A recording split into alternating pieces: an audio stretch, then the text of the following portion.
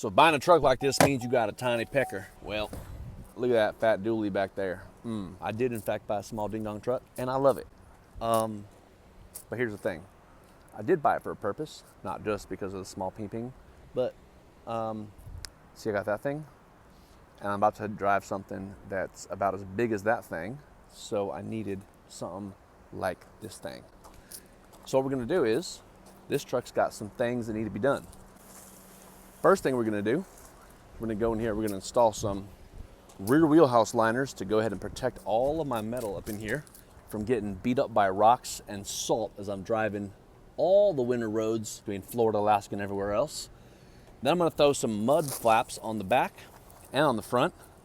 That way I can prevent all the salt and whatnot from kicking up and destroying the metal on my truck, but also more importantly, prevent all the rocks from getting kicked up by these two big fat dually, actually they're really skinny, stock. They're gonna get wider. I'm gonna throw some fatties on here. I'm trying to keep these tires from throwing up rocks back and hitting either one of the nice RVs. Pretty bloody hot out here. Let's get this work started. Gonna do the wheel well liners and the mud flaps first, then steps, oil change, and then filters.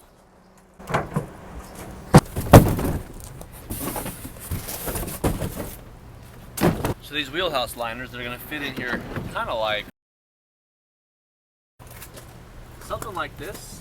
I'm gonna have to install these mud flaps at the same time because the mud flaps are all gonna be screwed into similar spots down here for these mud flaps rock guards to hang back here. Probably gonna open the instructions, read those. How about that? Installation instructions are online. First thing I'm gonna do is rinse this out. These 4 screws right here are gonna hold the mud flaps in, and those mud flaps are pretty heavy, so it does make sense that Loctite would be needed for these. And I'm gonna go ahead and install these at the same time at this back part because I don't want to double my efforts back here. We're gonna install the whole wheelhouse liner and then come back right here, hang those mud flaps right before we seal up the wheelhouse liners in the rear. All right, so I've got these 10 push nuts that they have, 10 for each side. They're gonna be pressed into 10 of these squares, 3 here, 3 above, and 2 on each side. Nice and easy. 2 on the front, 2 on the back, 3 up top here, and 3 along the back wall. All right, so as these wheelhouse liners are gonna be attaching to the back here, you got these wire harnesses, some of them from the bottom, some of them going vertical, some going horizontal. Now the horizontal clips, this is not gonna be in the way because the wheelhouse liner's not going to approach that. This is in the way, so this has to be removed and replaced with a new clip that's actually going to face the other direction. So we're gonna push this out. This is best done with some needle nose pliers.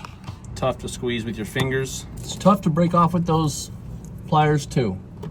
So I'm just gonna cut this baby off. It's to be discarded anyways. Pop it out, cut it without cutting your wire harness. Boom, just like that.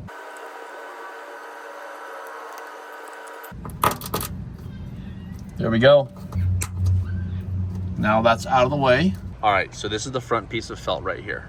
Slip it back behind the sheet metal in the front, fit it up. There are 2 screws protruding out, here and here. As we fit this felt liner in here, it's gotta be fed behind the sheet metal and then fit it up into place, and making sure that we get this screw that I showed you that's protruding out into the hole. Always making sure you get it into the right hole. That's critical. We're there. We're aligned up front. Now we have these 2 parts here.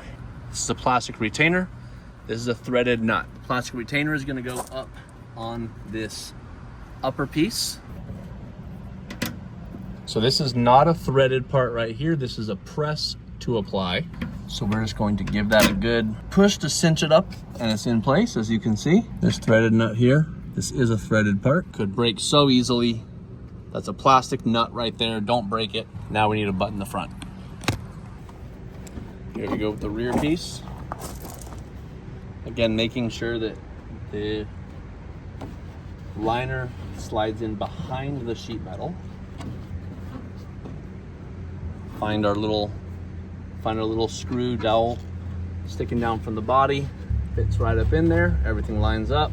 threaded plastic nut. The torque on this is 22 foot-pounds, not much.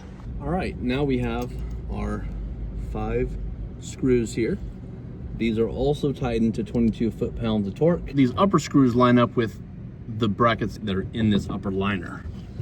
These side brackets line up with those push nuts that we installed. I'm pivoting to getting these mud flaps installed.